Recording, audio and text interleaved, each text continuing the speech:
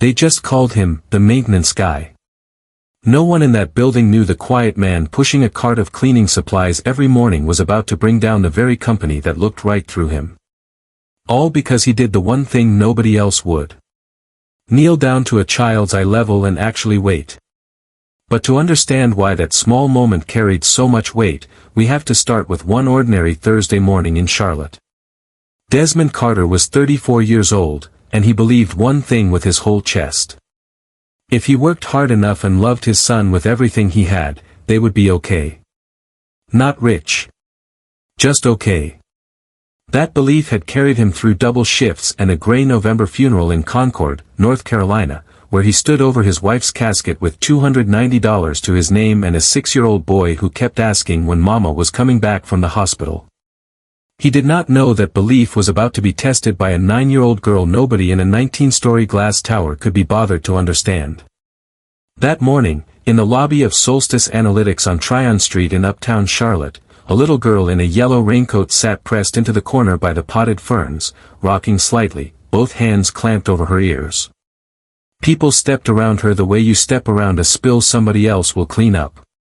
A receptionist crouched for exactly 4 seconds, said, "Sweetie, your mom's just upstairs, okay?" in the too bright voice adults use on children they don't intend to actually help, and walked off in her heels.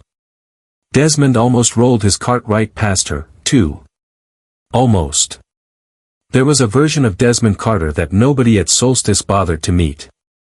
A man who'd spent 3 summers as a counselor at a camp for kids with sensory processing differences before life rearranged itself and put a mop where a counselor badge used to be. Nobody in that lobby knew that.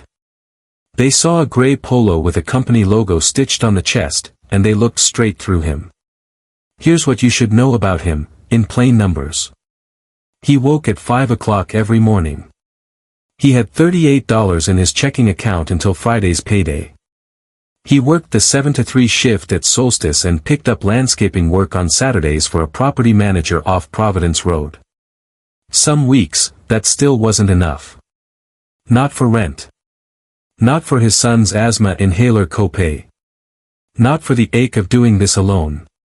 But there was something else about Desmond nobody in that building would learn for weeks, something folded up and tucked away the way careful men hide their softest parts. And there was something Renata Cole, the woman who ran that building from the 18th floor, was about to get badly, dangerously wrong about him. Before we get into it, if this is your first time here, go ahead and hit subscribe, because what happens over the next few minutes will remind you that the quietest person in the room is sometimes the strongest one in it. Now, let's slow down. Let me tell you how that Thursday actually began. It started in a rented duplex in the Hidden Valley neighborhood, on a street where the porch light had been out for 2 months because Desmond kept forgetting to buy the right bulb.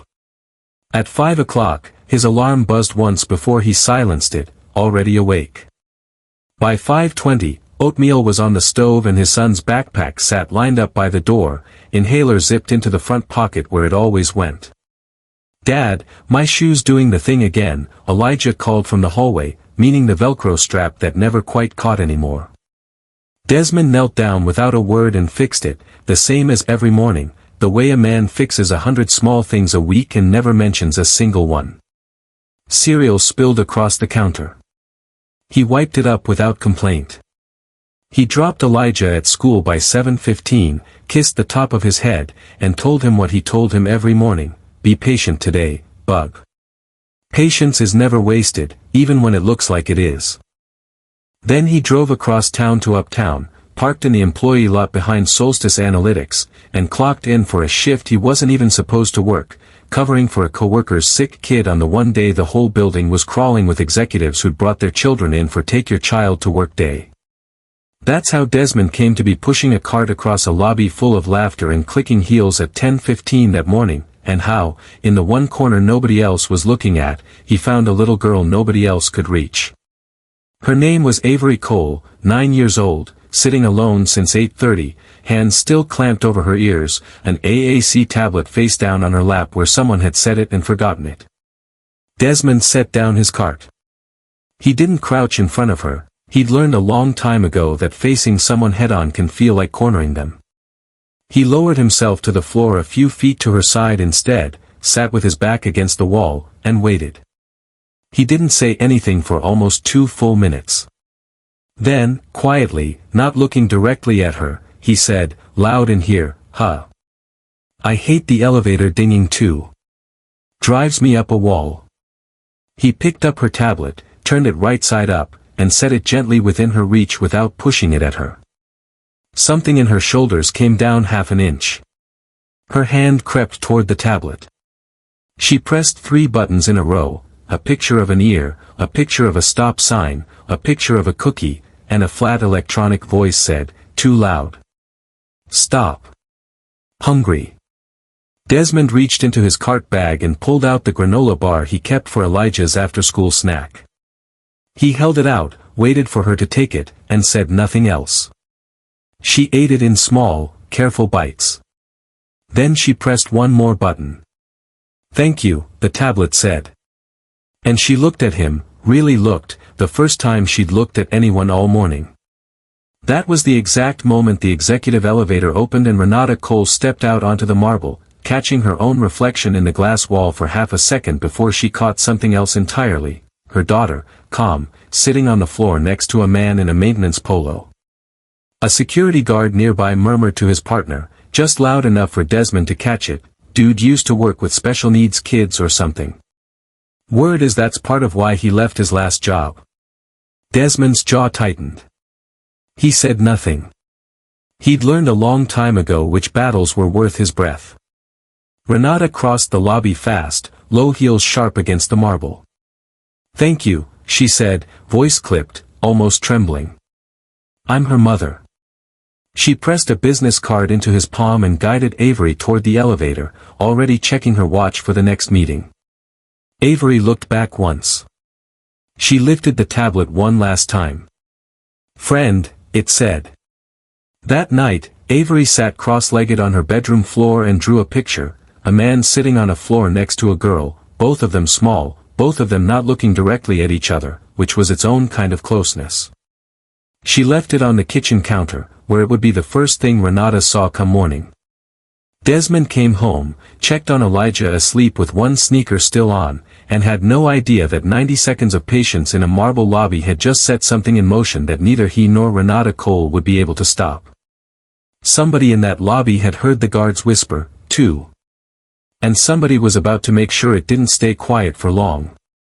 What Desmond didn't know yet was that a 9-year-old girl's hidden recordings and an old certified letter tucked in his own kitchen drawer were about to become 2 of the most dangerous objects in the state of North Carolina. What happens to Desmond over the next 24 hours will make you furious. Stay with me. When we left off, Desmond Carter had just sat down beside a lonely little girl in a marble lobby and given her the one thing nobody else in that building had bothered to offer her, patience. He had no idea yet what that 90 seconds was about to cost him, or what it was about to uncover. The very next morning, Roland Pace, the day shift facilities supervisor, a heavy-set man who talked louder than he needed to, called Desmond into the equipment closet that passed for his office. "You need to quit climbing trees, Carter," Roland said, not quite meeting his eyes. "The CEO ain't your kind of friendly. You follow me?" Desmond followed him exactly. He just didn't agree. By that afternoon, an anonymous complaint had landed in HR accusing Desmond of unauthorized contact with a minor on the premises. He was suspended without pay for 3 days pending review, the kind of review that exists mostly to make somebody feel like something is being done. He didn't tell Elijah any of it. 3 unpaid days meant the gas bill would be late again, and he did the math twice in his head before he let himself stop. He came home quieter than usual and sat a long while on the steps with Mr. Odell from next door, who noticed but didn't push. "Some folks get nervous around a good man they can't explain," Mr. Odell said, rocking slow, a can of orange soda sweating on the rail between them. "Ain't nothing wrong with you, Desmond. Something's wrong with the explaining." He almost smiled at that. Almost. Behind them, through the screen door, Elijah was narrating an entire dinosaur battle to nobody in particular, the way boys do when they think the whole world ought to care about their opinions on velociraptors. That night, Elijah went digging through his father's kitchen junk drawer looking for tape and found something else instead, a certified letter, edges soft from handling, 3 words scrawled across the front in his father's own handwriting. Final notice. Don't tell R. Dad, what's this? Desmond crossed the room in 2 steps and took it from his son's hands, gentler than his face looked. That's grown folks' business, bug. Go wash up. He tucked the letter deep in his jacket pocket. For a moment, something old and heavy passed across his features, something that had nothing to do with Roland or the suspension or any of it. 3 days later, everything changed again. Renata Cole had pulled the lobby security footage herself. She watched a dozen adults in expensive blazers step around her daughter. She watched one man in a gray polo sit down and wait. She rode the elevator to the basement, walked past a row of industrial buffers, and found Roland and the rest of the facility's crew on their break. That man, she said, and her voice didn't rise, which somehow made it worse for everyone listening, was the only person in this entire building who didn't try to fix my daughter in 4 seconds flat. If you fire him, Roland, I fire you first, in front of everybody in this room. Desmond was reinstated that same day. He walked back onto the floor to find his co-workers looking at him with a mix of fear and envy he hadn't asked for and didn't want. 2 weeks passed. Then Renata called him up to the 18th floor. Her office looked out over uptown, glass, steel, a skyline that had nothing to do with Hidden Valley. She offered him a new position, accessibility and inclusion coordinator, triple his pay, full benefits for him and Elijah both, a permanent move to the day shift. There's one condition, she said, sliding a folder across the desk. You'll need to sign an NDA. We're in confidential acquisition talks, and I need this to stay inside these walls. Desmond looked at the folder a long moment. Renata waited, and for once her impatience didn't show. He thought about $38 and a payday still 2 days off. He thought about a pair of sneakers with the sole starting to split at the toe and a gas bill sitting 3 days late on the counter. He thought, too, about the way Avery's small careful button presses had asked for exactly one thing, somebody who wouldn't rush her. I've got one condition of my own, he said quietly. Whatever room you put your daughter in during the day, it can't be a supply closet with a poster taped to the door. It needs to be a real space. With someone trained, not just tolerant. Renata blinked like she hadn't expected him to negotiate anything at all. Done, she said. He signed. While her assistant, Priya Shah, carried the paperwork over, her laptop screen stayed lit behind her, a Slack message visible for just a second. Damon moved $210K out of the inclusion budget last quarter. Handled. Priya noticed Desmond's eyes flick toward it and shut the laptop fast, cheeks going pink. Desmond said nothing, but he remembered it the way he remembered everything that didn't add up. Avery started staying at the office after school. She'd pull Desmond into a corner and press buttons fast, frustrated. Room. Fake. Nobody. Comes. No trained aide, nothing at all. Elijah noticed the change in his father before Desmond said a word about it. The new schedule, the new work shirts with a collar, a Friday when there was finally enough left over for pizza that wasn't the frozen kind. He didn't ask questions. He just leaned into his dad on the couch and let the cartoons run. One afternoon, with no sitter available, Desmond brought Elijah along to the office after school. Elijah parked himself at a corner table with a coloring book, suspicious of the whole shiny building until Avery wandered over and, without a word, took the crayon out of his hand and drew a lopsided triceratops on his page. Elijah laughed before he could stop himself. By the end of the hour, the two of them had invented a private handful of tablet icons that belonged to no official app at all, just to them. Dinosaur. Snack. Boring meeting. Desmond watched from across the room and felt something in his chest loosen for the first time in weeks. Then, one afternoon not long after, Avery did something that would change everything. She pulled out her tablet, opened the video app, and dug into a folder buried 3 layers deep. Inside were 16 clips recorded quietly over 4 months on the front camera. Avery, alone in the special room, they showed visitors. Her mother arguing with Damon Voss behind a half-closed door, his voice low and threatening. Screenshots of transfers moving money out of a fund that was supposed to be hers. Desmond sat very still while he watched them. Then he asked Renata for a private meeting. In an empty conference room, he laid it out plainly. No accusation in his voice, just the facts, one after another. She didn't deny a single one of them. Her voice, when it finally came, was hoarse. Damon controls 38% of this company, she said. He wants to sell it for the highest price he can get before anyone looks too closely at the books. If I fight him, he's told me he'll use custody of Avery as leverage. I don't know any other way to protect her. Desmond looked at her a long time. He didn't say what he was thinking, that a mother willing to let her own child sit in a fake room for months to protect a business deal was a mother about to lose a great deal more than an office. He went home that night carrying 2 things that hadn't been there a month before. An old letter with 3 words on the front, tucked against his ribs. And 16 videos now living in his memory that could either save this family or burn the whole thing to the ground. He didn't know yet which one it would be. But whatever came next, he was starting to understand it was already coming fast. What Avery does with those 16 videos is about to blow this whole company wide open. You don't want to miss what happens next.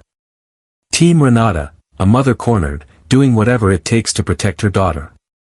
Team No Excuse, a CEO who let her own child sit in a fake room for months to protect her career. Drop your team below before the next part. Last time, Avery showed Desmond 16 videos that could tear Solstice apart, and Renata admitted the truth, Damon Voss was using her daughter as leverage.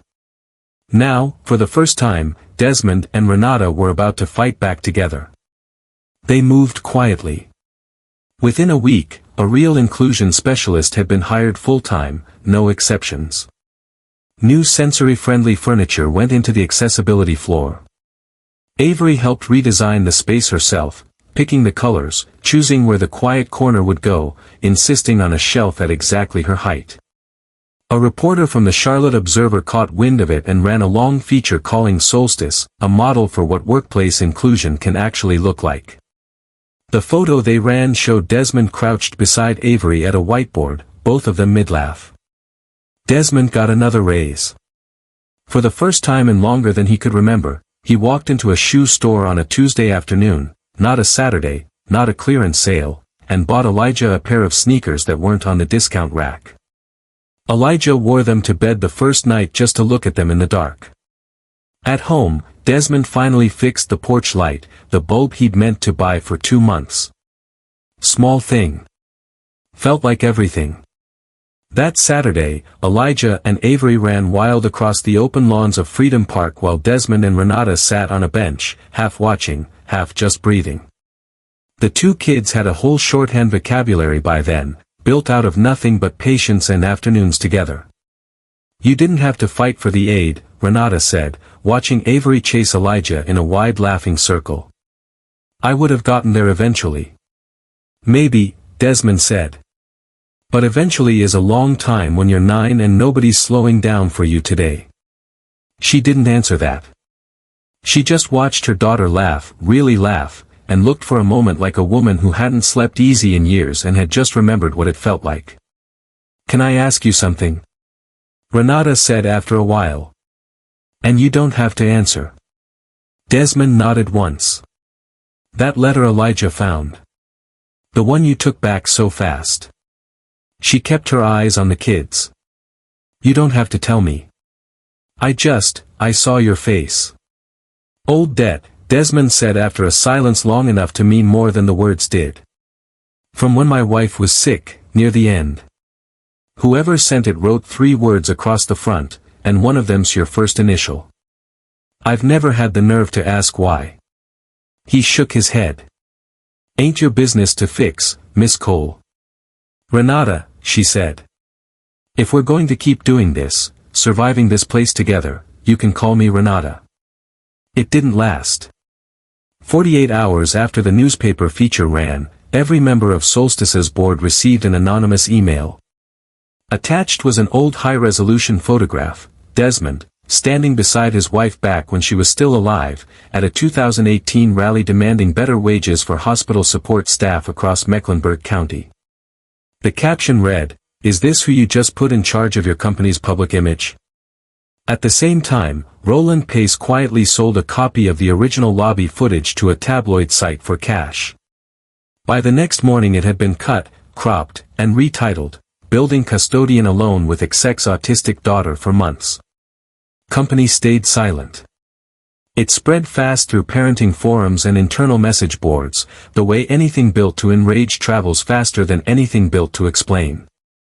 Comment sections filled with strangers who'd never met Desmond deciding out loud exactly what kind of man he must be. Desmond asked a friend in IT to pull the metadata on the doctored clip. What came back turned his stomach. The file had been edited on Priya Shah's own laptop, the same young woman who called Avery, Sweet Pea, every morning and smiled at Desmond in the hallway like she meant it. He sat with that for a long moment before he showed it to Renata, who read the file path twice, like she was hoping it would change the second time. The board convened an emergency call that same afternoon. Damon Voss led it, his voice smooth and reasonable in the way that made threats sound like advice. "This isn't about the custodian, Renata. It's about optics. 3 weeks before we close the biggest acquisition this company has ever signed. Fix it, or the board fixes it for you." They gave her 24 hours. Let Desmond go, or risk the deal and her seat along with it. Renata argued for 40 minutes. She lost. She didn't fold because she stopped caring. She folded because the company was the only thing in her life she had ever fully controlled.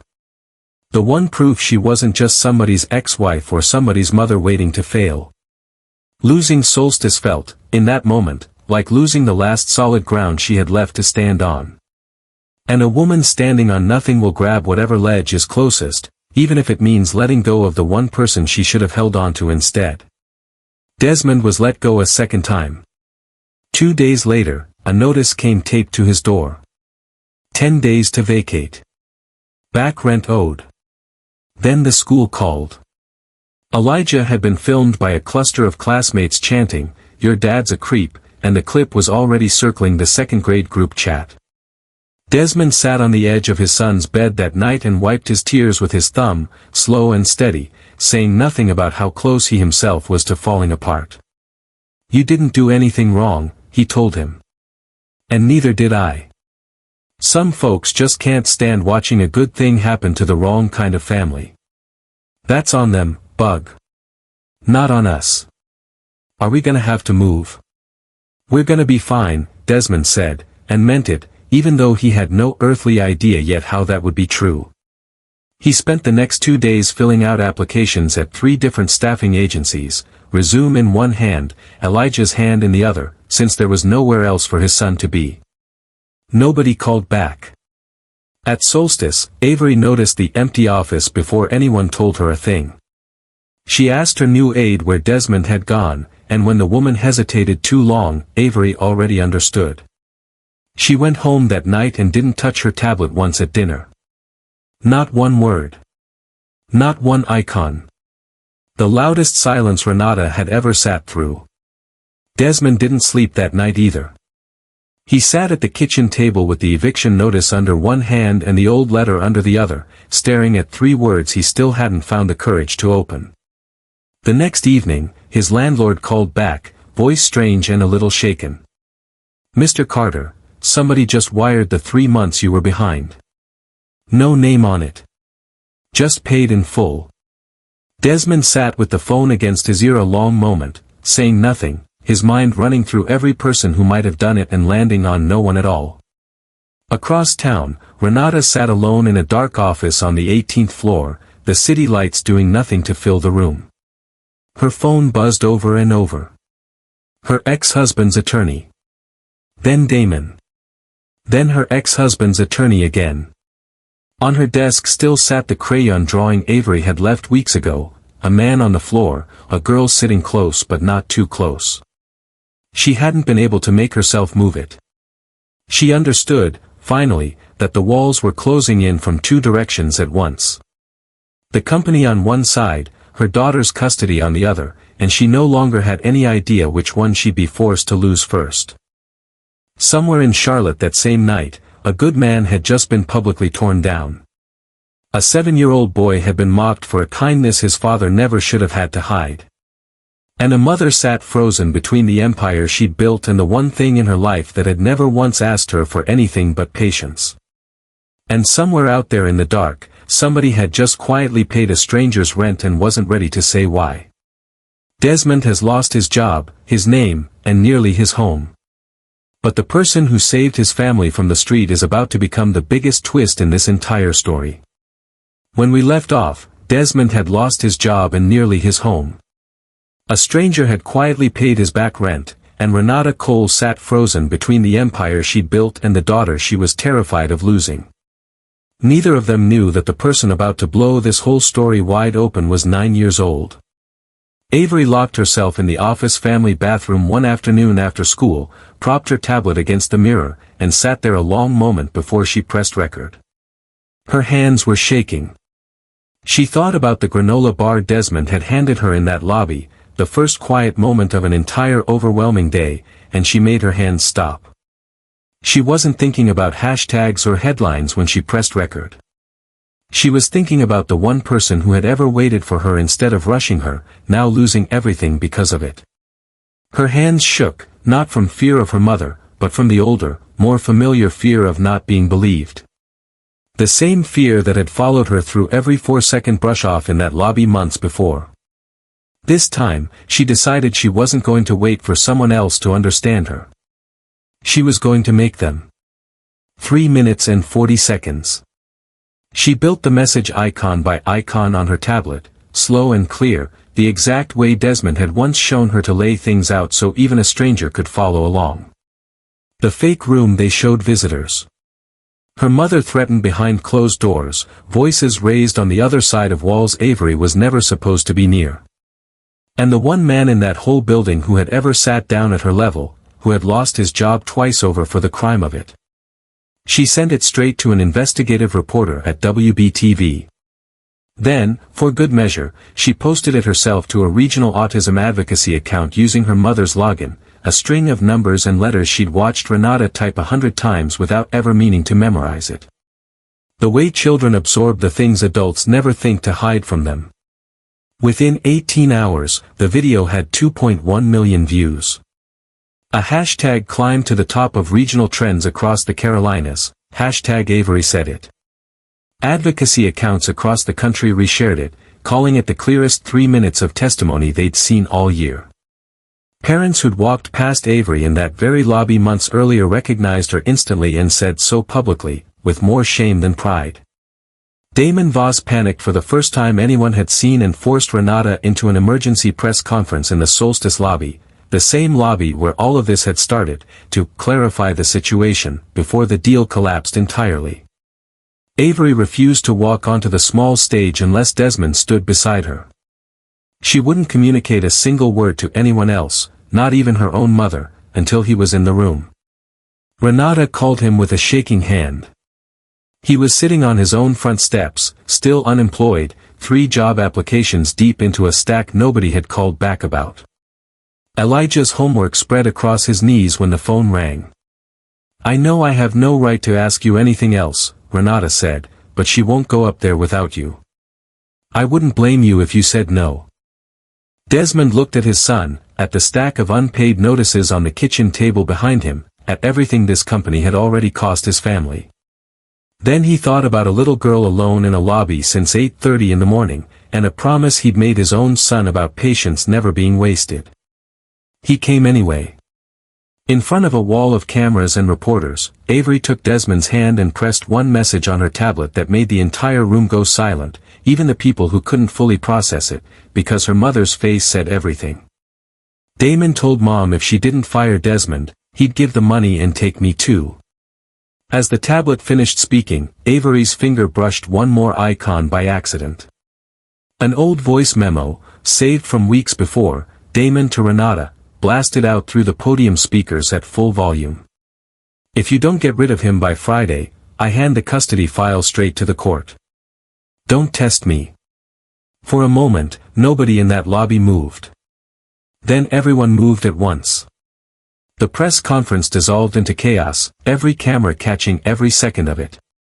Reporters shouted questions over each other while Renata stood frozen beside her daughter, the voice memo still ringing in everyone's ears. By the 6 o'clock news, clips of Avery's tablet were running on every local station in the state. Within 72 hours, Renata's attorneys handed over full records of the illegal transfers out of the Inclusion Fund, and the SEC opened a formal investigation. Board members who had voted to fire Desmond a week earlier now scrambled to distance themselves from Damon entirely. He was forced to sell his entire 38% stake at a steep loss and was barred from serving as an officer of any public company for 5 years. Roland Pace was quietly let go before the week was out. No severance. No farewell. Renata took full control of Solstice that same week. Her first act as sole CEO was rehiring Desmond, not back to his old role, but as Director of Inclusion and Workplace Design, an executive title with an executive salary and an office 2 doors down from her own. Her second act was announcing a scholarship fund, in the name of Desmond's late wife, for families navigating pediatric medical debt across North Carolina. Mr. Odell, hearing about it secondhand from a neighbor, cried at his own kitchen table and didn't even try to explain why. For about a day, it looked like the story was finally over. It wasn't. The same afternoon Damon was escorted out of the building for good. A yellow court envelope arrived at 2 addresses at once, Renata's office and Desmond's duplex.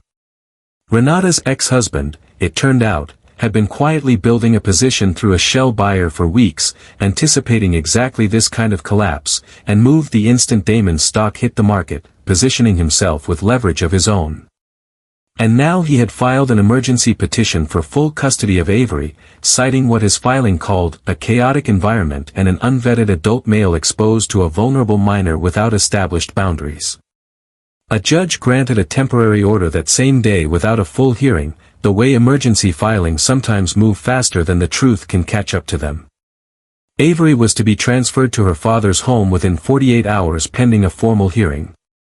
The following week, Renata read the order standing in her office, the scholarship announcement still open on her screen beside it, and felt the floor tilt under her for the second time in 1 week.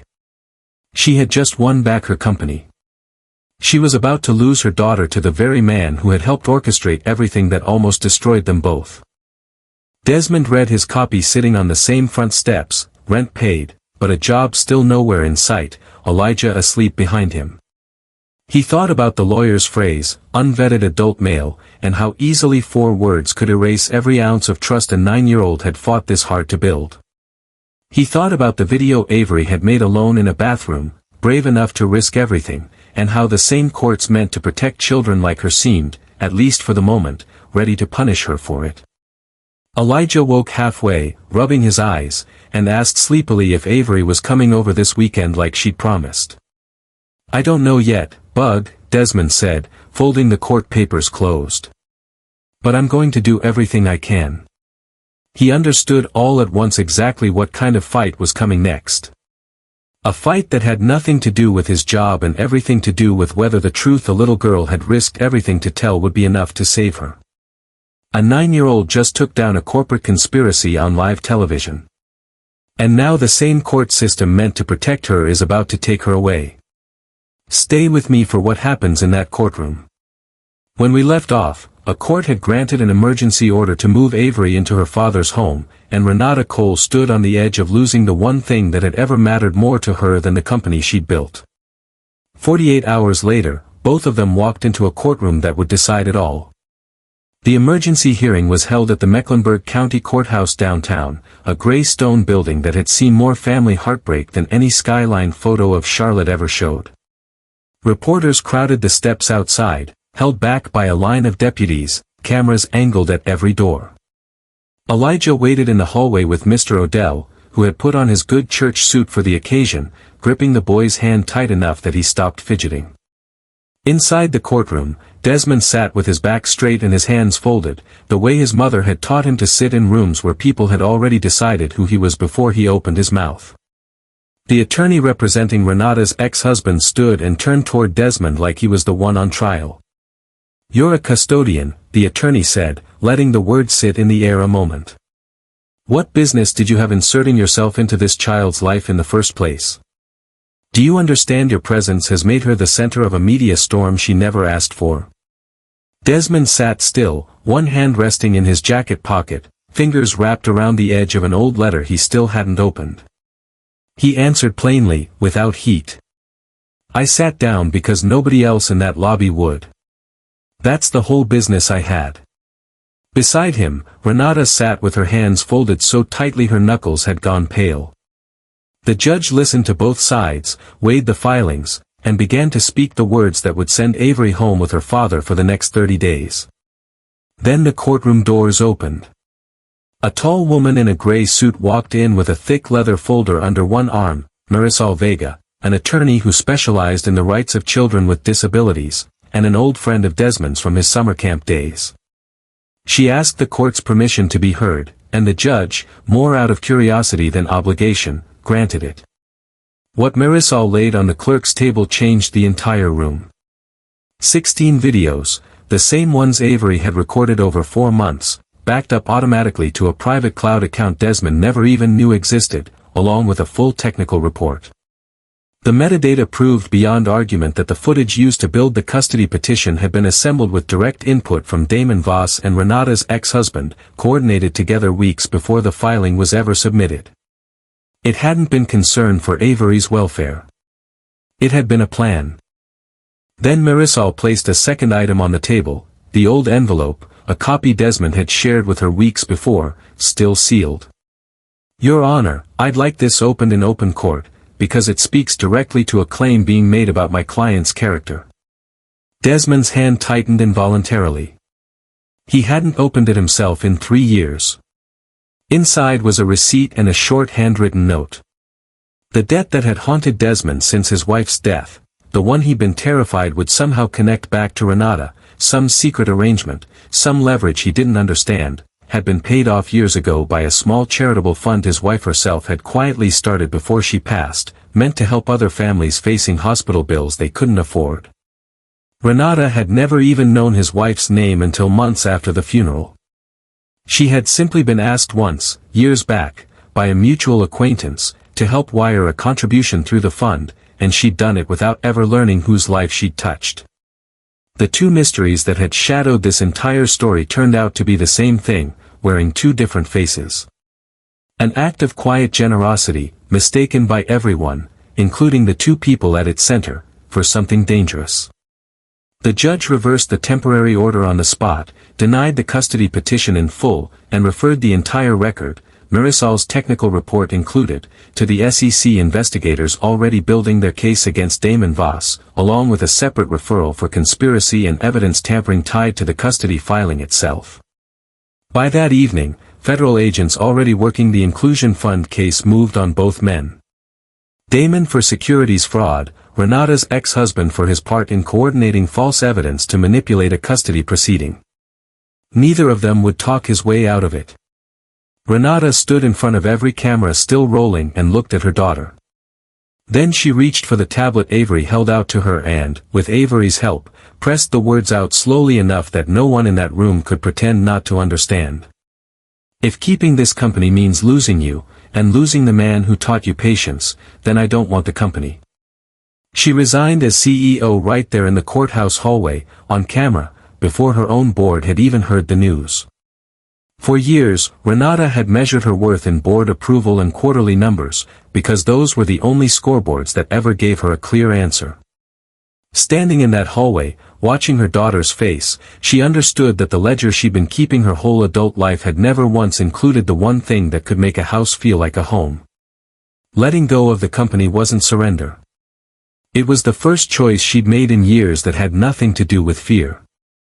Outside the courtroom, Avery ran straight into her mother's arms and then, without letting go of Renata, reached one hand out and pulled Desmond into the same embrace, so that for a moment the three of them stood tangled together in a hallway full of cameras that had, for once, gone completely quiet.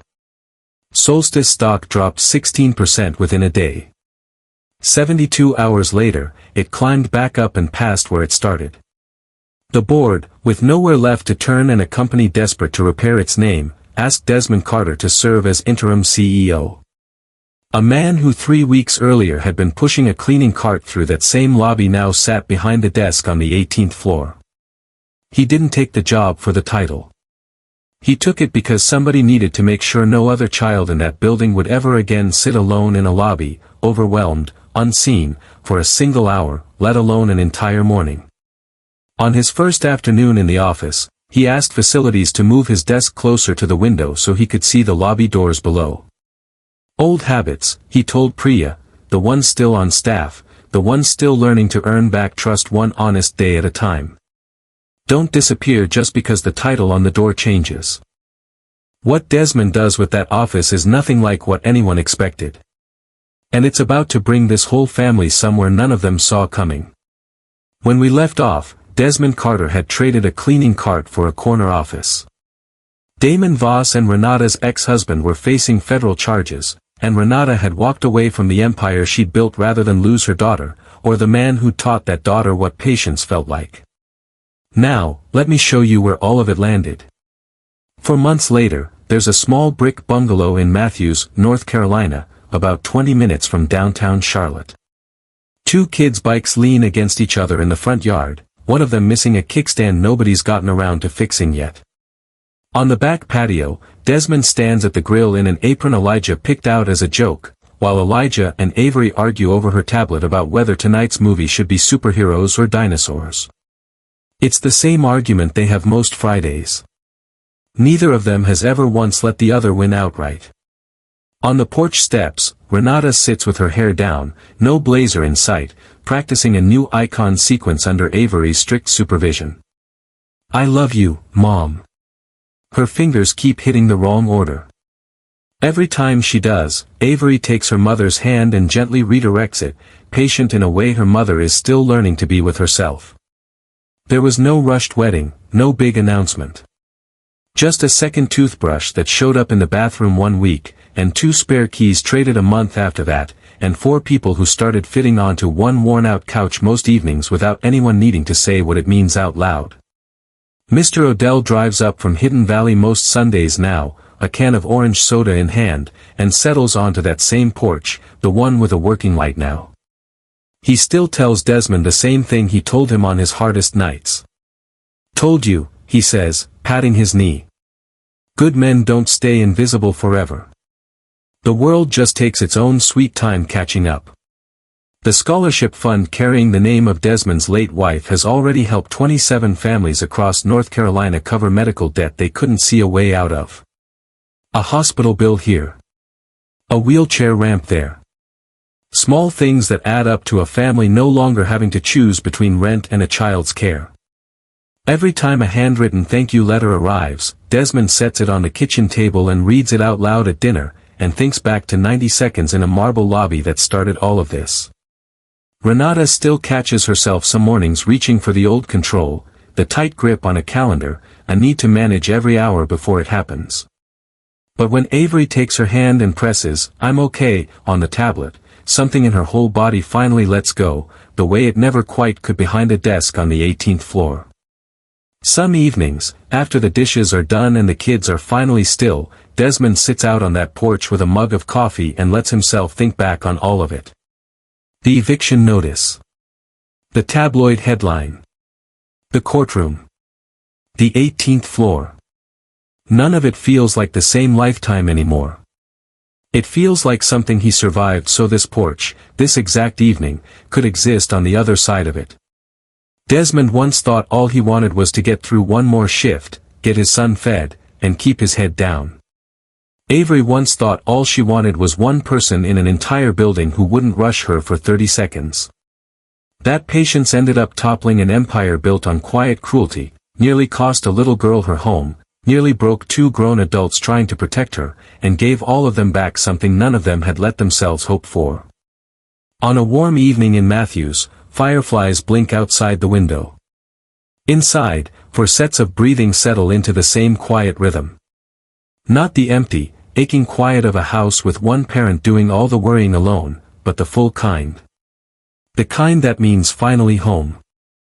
This story reminds us that dignity was never about the uniform a person wears or the paycheck carried home on a Friday. It was never about a title on a door or a family's last name. Desmond Carter sat down on that lobby floor because a child needed someone who wouldn't rush her, and 90 seconds of his time cost him nothing but his pride to give. If you're reading this on a quiet afternoon with nobody else in the house, don't let that quiet turn into invisible. Pick one neighbor this week, not a text, an actual phone call, and ask them over for coffee on your porch or theirs, the way Mr. Odell did for Desmond on his worst nights. That kind of friendship doesn't happen by accident. It happens because somebody dials the phone on a Tuesday for no reason at all. If you lost a husband or a wife and there's a drawer or a workbench still arranged exactly the way they left it, take one thing out this month and use it. Cook her Sunday recipe. Fix something with his tools, even if you get it wrong the first time. Invite a widowed friend down the street to sit with you while you do it. That drawer was never meant to stay sealed. It was meant to keep helping people. And the next time you're at a school event or in line at the pharmacy and you notice someone off to the side because nobody's slowed down for them yet, walk over and sit with them a while. Not out of pity. Out of the same plain respect Desmond gave a little girl nobody else would wait for. Kindness in this story wasn't loud, and it wasn't free. It cost Desmond his job, nearly his home, nearly his name. But it came back around, the way it usually does, if you're patient enough to keep doing it before you ever find out how the story ends.